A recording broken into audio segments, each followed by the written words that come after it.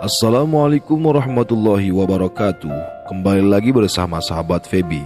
Kali ini kita akan membahas tentang fakta mengapa Banten disebut sebagai gudang jawara tangguh Indonesia.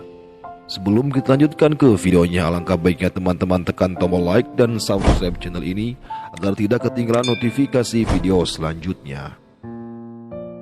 Banten yang terletak di wilayah barat Pulau Jawa menyimpan banyak selubung misteri yang masih belum terungkap hingga kini.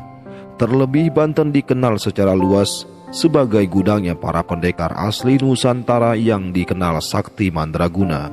Tak hanya itu, daerah ini juga merupakan penghasil senjata tajam jenis golok yang sering digunakan oleh para sesepuh sebagai alat pertahanan diri. Bahkan desa yang dikenal memproduksi sajam tersebut masih bisa dilihat keberadaannya. Para penduduk di desa itu merupakan generasi kesekian kalinya yang tetap memproduksi berbagai jenis golok. Keahlian yang diwariskan secara turun-menurun tersebut bahkan telah menjadi bagian kehidupan sekaligus mata pencaharian sebagian besar warga desa. Salah satu wilayah penghasil golok yang cukup terkenal adalah Desa Seat. Lokasinya yang terletak di antara perbatasan Serang Pandeglang membuat desa ini populer sebagai penghasil, pengrajin, dan pengukir golok. Di zaman yang serba modern ini mereka tetap tekun dan setia memproduksi senjata tajam yang dijual ke berbagai daerah di Indonesia seperti Sumatera dan Jawa.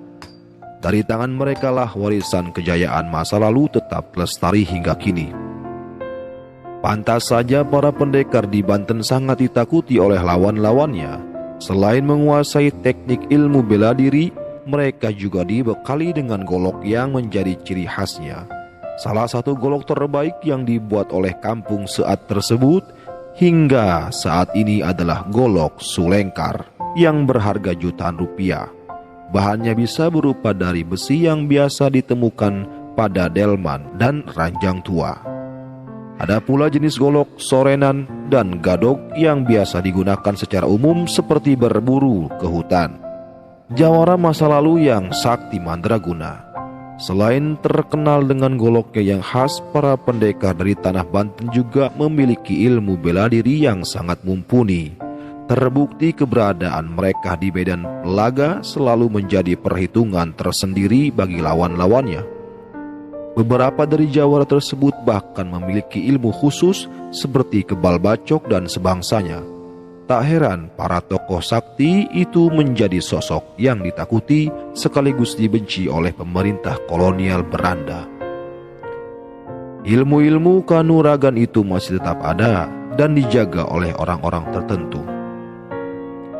Untuk menjadi seorang jawara di masa lalu, syarat utama yang harus dimiliki adalah ilmu bela diri.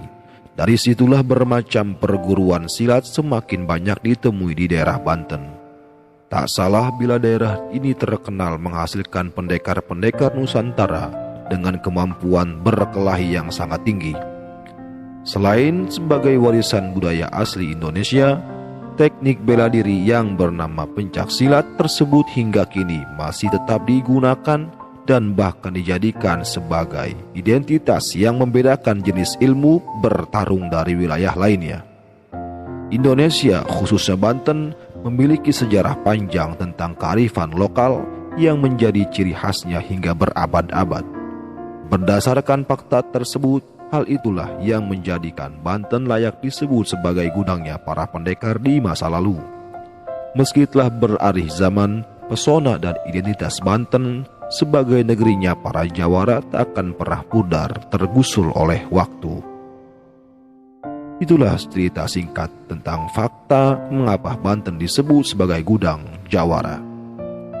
Kurang lebihnya saya mohon maaf. Wabillahi taufiq wal hidayah. Wassalamualaikum warahmatullahi wabarakatuh.